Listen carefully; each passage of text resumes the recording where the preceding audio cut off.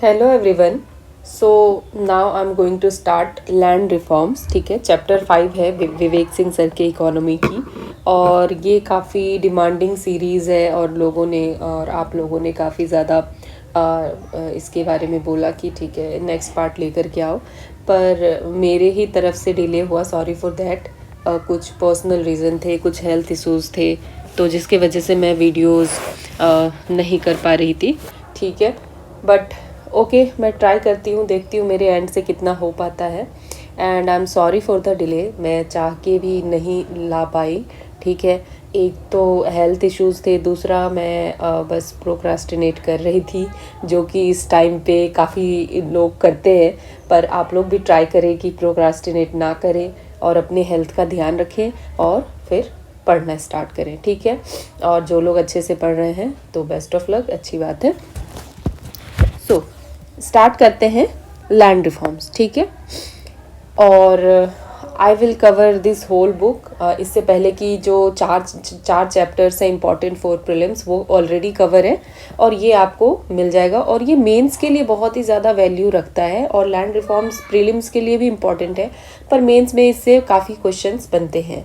ठीक है, सो अब समझते हैं कि जो लैंड राइट्स थे इंडिपेंडेंस से पहले कैसे थे, आज़ादी से पहले जो लैंड राइट्स थे वो कैसा था।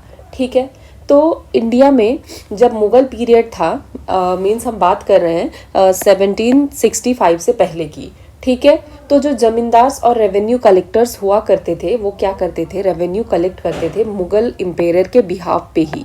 ठीक है, और जो उनके दीवान हुआ करते थे वो सुपरवाइज करते थे। ठीक है, वो सारी एक्टिविटीज़ को देखते थे। ठीक है, और जमींदार जो है ये एक इंटरमीडियरी था। ठीक है, वो क्या करते थे, टैक्स लेते थे, कर लेते थे, रेंट लेते थे कल्टीवेटर्स से। ठीक है, फिर वो अपना जो भी फायदा है, अपना एक्सपेंस वो रख लेते थे और रेस्ट जो है वो स्टेट को दे देते थे। ठीक है, तो ये सिंपल सी बात है कि पहले क्या हुआ करता था कि पहले इम्परेटर है। ठीक है, और उसके उनके नीचे फिर नवाब और दीवान है, जो कि नवाब और दीवान क्या करते थे, ये सुपरवाइज किया करते थे। ठीक है, जो जमींदार होते थे और ये रेवेन्यू कलेक्ट करते थे, जो जमींदार रेवेन्यू कलेक्ट करते थे, इन रेवेन्यू कलेक्शंस को नवाब और दीवान जो होते थे वो क्या करते थे, देखते थे कि कैसे सारी चीज़ें चल रही है, और फिर फाइनली क्या किया जाता था कि स्टेट के पास आ जाता था। तो यहाँ पे अगर हम देखें कि पीजेंट्स क्या कर रहे हैं, ये पे कर रहे हैं, ये कर दे रहे हैं, ये टैक्स दे रहे हैं। जमींदार जो है रेवेन्यू कलेक्टर के तौर पे क्या कर रहे थे, कलेक्ट कर रहे थे। ठीक है, और जो नवाब और दीवान है वो सुपरवाइज कर रहे थे जमींदार की एक्टिविटीज को, और फिर एम्पायर या स्टेट को मिलता था। ठीक है, तो यहाँ पे जो है लैंड किसका हुआ करता था, इस टाइम पे लैंड जमींदार का नहीं हुआ करता था, इस टाइम पे लैंड जो है स्टेट का ही हुआ करता था। ठीक है, स्टेट में क्या क्या आता है ये कभी कभी पूछ दिया जाता है, प्रीलिम्स में पूछा भी जा चुका है कि स्टेट में क्या आता है। तो स्टेट अगर हम कह रहे हैं कि कोई भी स्टेट है, तो स्टेट कहने के लिए क्या क्या चीज़ें होनी चाहिए, एक तो लोग होने चाहिए उसमें रहने के लिए, पीपल। ठीक है, फिर टेरिटरी, जगह होना चाहिए, गवर्नमेंट होना चाहिए, और वो जो भी गवर्नमेंट है उसके पास सॉवरेनिटी होनी चाहिए, आज़ादी होनी चाहिए। ठीक है, तो ये सारी चीज़ें हैं। तो स्टेट के लिए ये याद रखना है, people, territory, government and sovereignty. ठीक है, तो लैंड किसका हुआ करता था, स्टेट का हुआ करता था, ना कि जमींदार का। ठीक है, स्टेट का डेफिनेशन हमने देख लिया। अब ये चीज समझते हैं कि जो जमींदार हुआ करते थे उस टाइम पे, ठीक है, इनकी अपनी जमीन नहीं होती थी। ये हमने ऑलरेडी देखा कि जमीन किसकी होती थी, स्टेट के अंदर बिलोंग करता था जमीन। ठीक है, तो जमींदार जो है क्या कर सकते थे, ट्रांसफर नहीं कर सकते थे लैंड को। वो क्या कर सकते थे, वो जो उनको रेंट को कलेक्ट करने का जो अधिकार था सिर्फ उसको वो ट्रांसफर कर सकते थे। ठीक है, और जो नवाब ऑफ बंगाल थे वो मुगल एम्पायर के अंदर रूल कर रहे थे। ठीक है, अपने फ्यूडल चीफ्स के साथ। नेक्स्ट अब देखते हैं कि इंडिया में क्या हो रहा था कि ब्रिटिश ईस्ट इंडिया कंपनी का रूल अगर हम देखें, हम अगर कहें कि कब से, तो फर्स्ट हम कह सकते हैं कि बैटल ऑफ प्लासी से। ठीक है, कि बैटल ऑफ प्लासी से मेनली रूल स्टार्ट हुआ। ठीक है, जिसमें कि जो नवाब ऑफ बंगाल थे, ठीक है, सिराजुद्दौला, नवाब ऑफ बंगाल कौन थे, सिराजुद्दौला थे। सिराजुद्दौला को कंपनी के द्वारा ब्रिटिश ईस्ट इंडिया कंपनी के द्वारा हरा दिया जाता है। ठीक है, बैटल ऑफ प्लासी में। लेकिन यहाँ पे हम क्या कह सकते हैं कि बैटल ऑफ प्लासी से क्या हुआ, स्टार्ट हुआ। ठीक है। लेकिन बैटल ऑफ बक्सर में हम कह सकते हैं कि मेन पावर कंपनी के पास आया, ठीक है। और जो फोर्स किया गया इंपेरर को, शाह आलम टू को, ठीक है, कि वो अपने दीवानी राइट को सरेंडर कर दे। दीवानी राइट मीन्स क्या होता है? Right to collect revenue. Simple सी बात है, दीवानी राइट का मतलब है कि जो रेवेन्यू को कलेक्ट करने का अधिकार है उसको सरेंडर करना पड़े, क्योंकि उस टाइम पे इंडिया में सबसे ज्यादा मेन सोर्स क्या था? तो लैंड रेवेन्यू से ही मेन सोर्स आता था, ठीक है। इनकम का मेन सोर्स ही था लैंड रेवेन्यू। तो इसलिए उन्होंने क्या किया? दीवानी राइट को फोर्सफुली, एक तरीके से कह सकते हैं कि जो भी बैटल ऑफ बक्सर के बाद छीन लिया गया, ठीक है। कहाँ पे? बंगाल और बिहार में। और बाद में जो है दीवानी राइट्स उड़ीसा के ऊपर भी ले लिया गया, ठीक है। तो यहाँ पे हम ये चीजों को समझते हैं कि इस तरीके से कैसे ब्रिटिश ईस्ट इंडिया कंपनी इसमें इन्वॉल्व हुई, ठीक है। अब वैरन हेस्टिंग्स, ठीक है, first governor general of Bengal थे। 1772 से 1785 तक इनका टेन्योर था। तो Warren Hastings first governor general, इन्होंने क्या इंट्रोड्यूस किया? एक तरीके का 5 ईयर सेटलमेंट पहले इन्होंने जो है लेकर के आए, ठीक है। जिसमें क्या होता था कि लैंड रेंट को कलेक्ट करना या टैक्स को कलेक्ट करना किसको दिया जाता था? जो हाईएस्ट बिडर होते थे उनको दिया जाता था, ठीक है। पहले क्या होता था? उन्होंने क्या लेकर आए सिस्टम? तो इस सिस्टम को इजरादारी सिस्टम भी कहते हैं। तो इन्होंने क्या लेकर के आए? इसमें बिडिंग सिस्टम लेकर के आए कि जो ज्यादा बिड करेगा, हाईएस्ट बिडर को क्या दिया जाएगा? कॉन्ट्रैक्ट बेसिस पे दिया जाएगा। लेकिन इसमें प्रॉब्लम ये थी कि पैसा तो ज्यादा आ गया, हाईएस्ट बिडर, ठीक है। लेकिन यह प्रॉब्लम ये हुई कि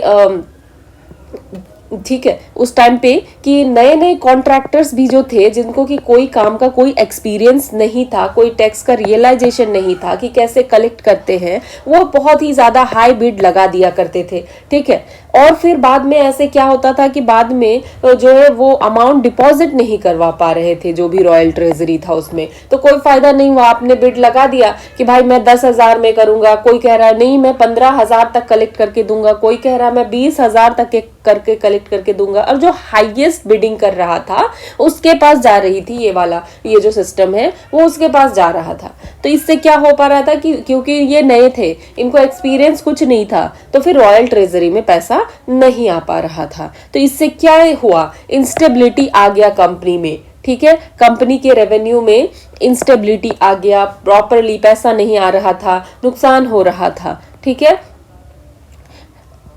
देन अब नेक्स्ट देखते हैं कि जो है अमाउंट जो था लैंड रेवेन्यू का, ये तो जमींदार के द्वारा बहुत हाई रखा जाता था, ठीक है। लेकिन जो एक्चुअल कलेक्शन है वो वेरी कर रहा था और ऑफिशियल के एक्सपेक्टेशंस पे नहीं आ पा रहा था। दूसरा, ना ही पीजेंट और ना ही जमींदार कोई भी कुछ कर नहीं रहा था कि जो है जिससे कि कल्टीवेशन इंप्रूव हो सके, और उन्हें पता भी नहीं था कि नेक्स्ट ईयर का असेसमेंट क्या होने वाला है, ठीक है, और कौन कलेक्ट करेगा नेक्स्ट ईयर का रेवेन्यू। तो ये सारी कुछ प्रॉब्लम्स थी इजरादारी सिस्टम के अंदर, क्योंकि इजरादारी सिस्टम में क्या हो रहा है कि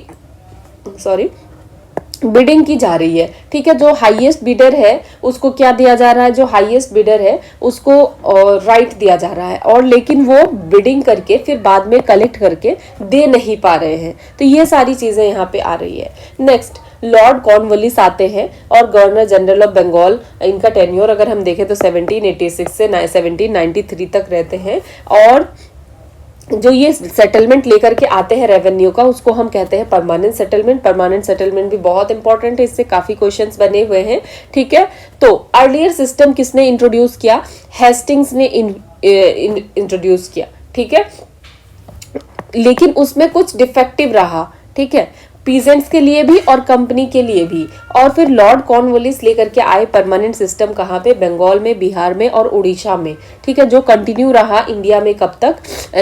फ्रीडम तक, जो है 1947 तक। ये लगभग हम कह सकते हैं कि ये जो परमानेंट सेटलमेंट है ये कंटिन्यू रहा।